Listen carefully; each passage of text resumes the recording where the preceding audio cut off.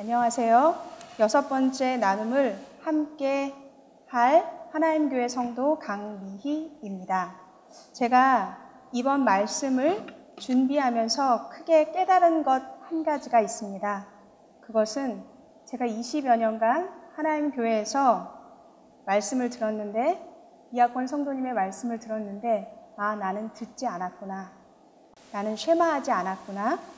또 많은 시간 말씀을 읽고 또 묵상하였는데 나는 그 말씀을 듣지 않았구나, 쉐마하지 않았구나 하는 것이었습니다. 이 시간 짧은 나눔이지만 성령님께서 함께 하셔서 성도님들 가슴 한 자락에 쉐마가 새겨지시기를 간절히 기도하는 마음으로 시작하겠습니다. 다 같이 신명기 6장 4절 5절 말씀을 읽겠습니다. 이스라엘아 들으라. 우리 하나님 여호와는 오직 유일한 여호와이시니 너는 마음을 다하고 뜻을 다하고 힘을 다하여 내 하나님 여호와를 사랑하라. 티쿤 올람이라는 히브리 전설이 있습니다. 티쿤은 멘딩이라는 고치다라는 뜻이고요. 올람은 세상이라는 뜻입니다. 하나님이 당신의 영광을 담을 그릇을 만드셨습니다. 그런데 하나님의 영광을 감당할 수 있는 것이 무엇이 있겠습니까? 그만 그 그릇이 하나님의 영광을 감당하지 못해서 깨어져 버리고 말았습니다. 그래서 하나님이 깨어진 조각 하나하나에 아픔을 품고 다시 맞추어서 회복시키셨더니 그제서야 하나님의 영광을 오롯이 담을 수 있었다 하는 이야기입니다. 우리는 하나님의 영광을 담기 위하여 만들어진 그릇들입니다. 그러나 태어나자마자 영광스럽게 살고 영광스럽게 행동하고 그럴 수 없는 연약한 존재들이기도 합니다. 그리고 이러한 연약한 생명의 진정한 아름다움은 깨어진 후에야 비로소 아름답게 회복될 수 있습니다. 언약은 깨어진 하나님과의 관계의 회복을 위해서 만들어진 것으로 하나님과 우리 사이를 하나로 묶는 약속입니다. 에덴 동산에서 하나님과의 약속이 깨어져서 시내산에서 하나님의 언약을 주셨습니다. 그것이 출애굽기 6장 7절, 레위기 26장 12절에 나는 너희의 하나님이 되고 너희는 내 백성이 될 것이다 라고 말씀하고 계십니다. 언약을 통해서 깨어진 하나님과의 관계 회복이 포로기 선지자들의 중요한 주제이기도 했습니다. 대표적인 말씀들이 예레미야서, 에스겔서, 스가랴서 거기 적혀 있으니 참고하시기 바랍니다. 원래 언약은 시내산에서 출애굽한 1세대들과 하나님과의 약속이었습니다. 그러나 1세대들이 언약을 받지 않아서 광야에서 아시다시피 대부분 멸망했습니다. 그래서 약속의 땅에 들어가기 전에 하나님이 모압에서 출애굽한 2세대들에게 새 언약을 주십니다. 새 언약이라고 해서 새롭게 다시 된다는 게 아니라 서로 다른 것이 아니라 하나님께서 언약을 새롭게 주셨다는 이야기입니다. 이 두 언약의 시내산 언약과 모압 언약의 가장 큰 차이는 쉐마입니다. 제가 앞서 쉐마하지 못했다 라는 20년간 이학권 성도님의 말씀을 들으면서 쉐마하지 못했다라고 말씀드렸잖아요. 쉐마입니다. 모압 언약에서는 쉐마를 주셨습니다. 그것이 신명기 6장 4절에서 9절에 잘 나타나 있습니다. 제가 오늘의 나눔을 마치기까지 이 말씀이 신명기 6장의 말씀이 배경음악처럼 흘러갑니다.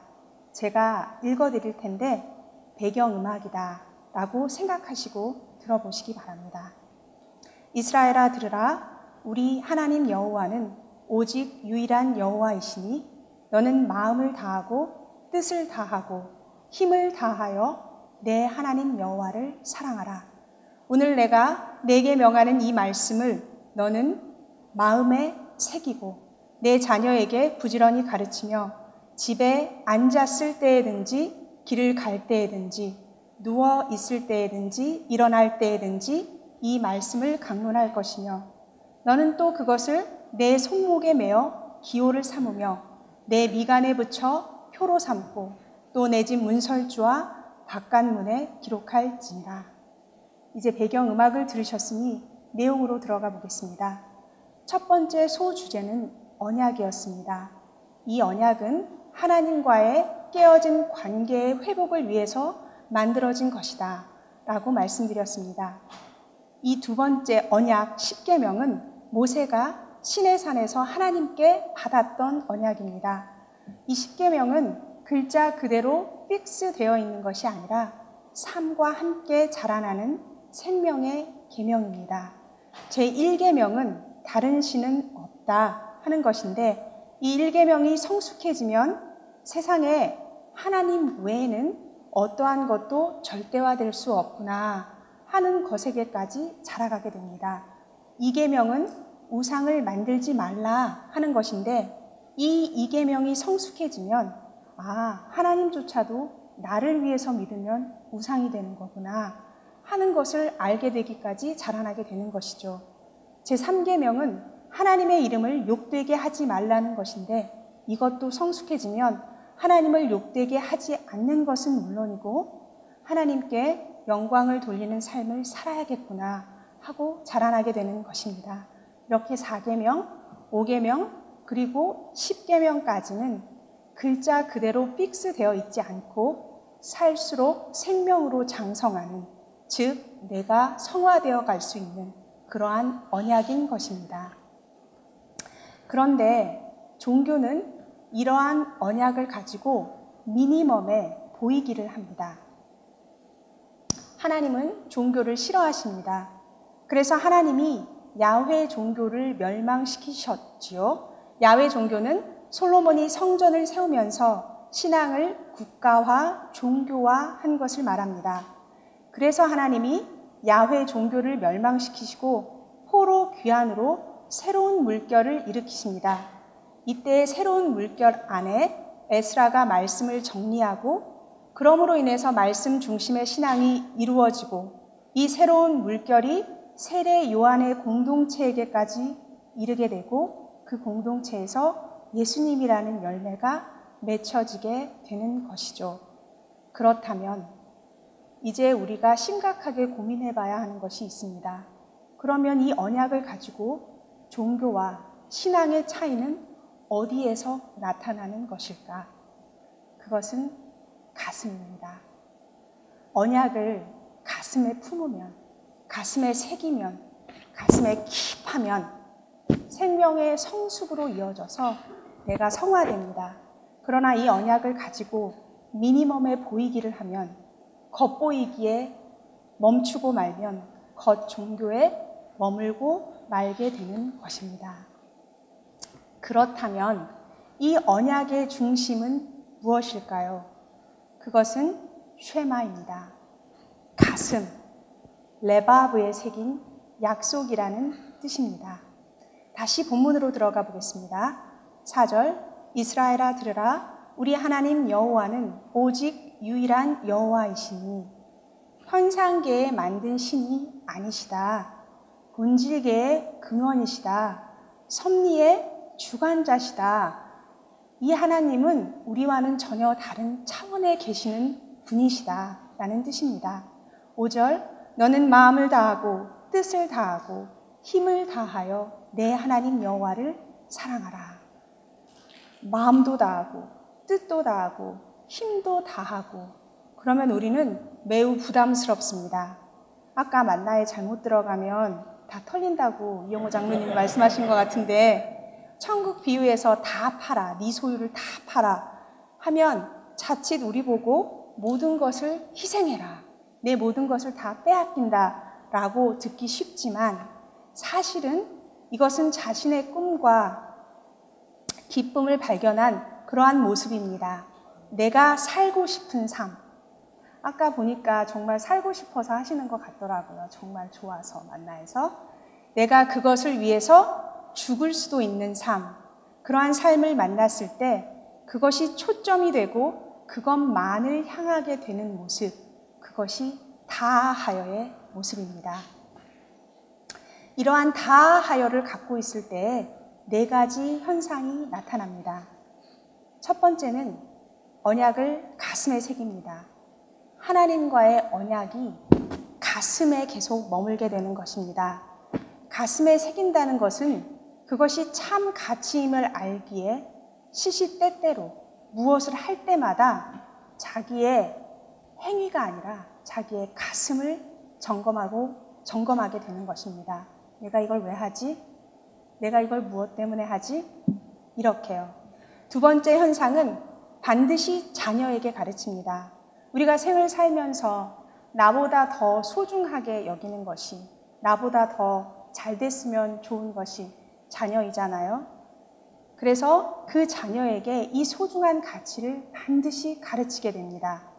세 번째는 자녀에게까지 가르치는 그 참 가치를 계속해서 바라보게 되고 계속해서 점검하게 됩니다. 우리가 GPS를 따라가면서도 이 데스티네이션까지 얘가 잘 안내하고 있나? 내가 혹시 놓치지는 않았나? 지금 제대로 가고 있는 것 맞지? 라고 늘 확인하잖아요. 이와 마찬가지로 하나님과의 언약이 내 가슴 속에 머물고 있는지를 말씀을 묵상하면서 끊임없이 점검하게 됩니다. 네 번째, 마지막 특징은 자신이 머무는 삶의 자리를 말씀을 기억하게 하는 자리로 만들어가게 됩니다. 오늘 본문에 들어가는데도 말씀이 붙어 있고 그런 본문들이 나오잖아요. 삶의 환경을 말씀을 기억하는 환경으로 만들어가게 됩니다. 그래서 구약에 등장하는 것이 지켜, 쉐마, 가슴에 새겨, 가슴에 킵해서 행하라입니다. 지켜, 쉐마하면 그 다음에 행함은 저절로 따라오게 되는 것이니까요. 레위기 18장 4절에 보면 내 규례를 지켜 그대로 행하라. 신명기 26장 16절 너는 마음을 다하고 뜻을 다하여 지켜 쉐마에서 가슴에 킵해서 행하라. 신명기 32장 46절 이 율법의 모든 말씀을 지켜 쉐마에서 가슴에 품어서 행하게 하라 라고 말씀하고 계십니다. 앞서 설명드린 것처럼 종교와 신앙의 차이는 언약을 가슴에 새기는 것입니다. 언약을 가지고 밖으로 보이는 종교 생활을 하는 것이 아닙니다. 그러므로 새 언약은 언약을 가지고 밖으로 보이던 생활에서 그러한 종교를 깨고 언약을 사는 가슴을 회복하는 것입니다. 예레미야 선지자는 그날 후에 내가 이스라엘 집과 맺을 언약은 이러하니 곧 내가 나의 법을 그들의 속에 두며 그들의 마음에 기록하여 나는 그들의 하나님이 되고 그들은 내 백성이 될 것이라 여호와의 말씀입니다 라고 말씀하고 계십니다.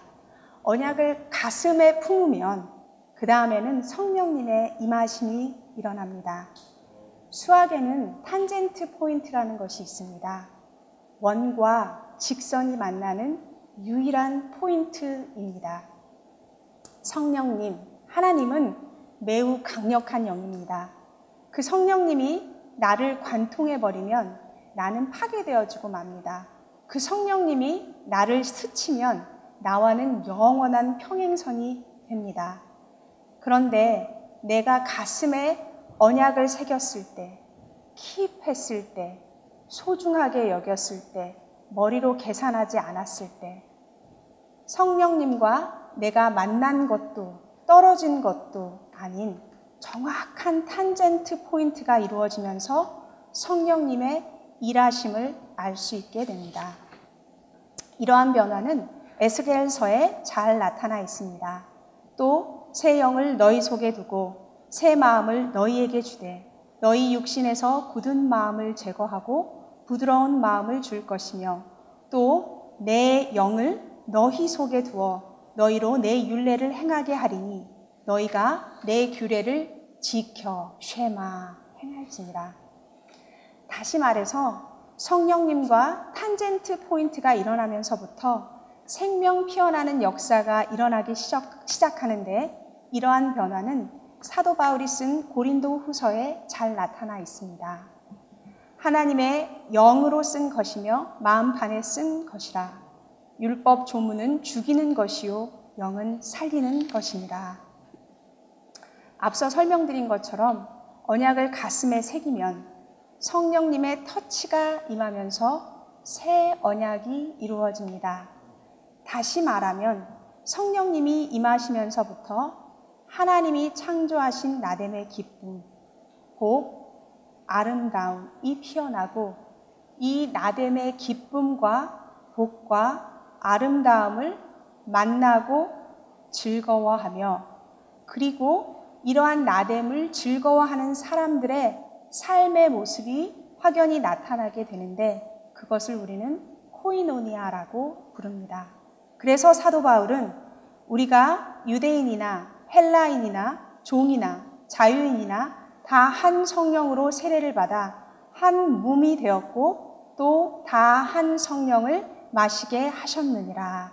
한 성령을 마시게 하셨느니라. 한 성령을 마셨다는 얘기는 한 성령으로 함께 산다 하는 말입니다. 언약을 가슴에 킵하면 새기면 성령님의 터치가 일어나고 성령님과 탄젠트 포인트가 이루어지고 그 후로 성령님이 내 가슴에 감동하시고 역사하시며 이러한 사람들이 서로 하나가 되어서 생명 통하는 기쁨을 누리게 되는데 다시 말해 이것이 코이노니아입니다. 이게 가장 복되고 자유하고 순전한 능력이며 삶이고 아름답고 참 우리가 사모할 만한 그러한 삶입니다. 이러한 진정한 코이노니아의 모습은 사도행전에 잘 나타나 있습니다. 사도행전 2장 44절 믿는 사람이 다 함께 있어 모든 물건을 서로 통용하고 날마다 마음을 같이하여 성전에 모이기를 힘쓰고 집에서 떡을 떼며 기쁨과 순전한 마음으로 음식을 먹고. 마지막으로 정리해 보겠습니다. 언약은 깨어진 하나님과의 관계의 회복을 위해서 만들어졌습니다. 언약을 밖으로 보이기만 하면 겉 종교로 머물고 맙니다. 그러나 언약을 내 가슴에 지키고 킵하고 소중하게 여기고 새기고 품으면 우리가 자식은 머리로 생각하지 않잖아요. 가슴에 품잖아요. 그런 것처럼 언약을 내 가슴에 품으면 성령님과 탄젠트 포인트가 이루어지고 그때부터 성령님이 내 안에서 역사하기 시작하고 내 안에서 행함이 피어나기 시작하는 것입니다. 우리 속에 착한 일을 시작하신 이가 주님 오시는 그날까지 아름다운 열매를 맺게 하는 것입니다.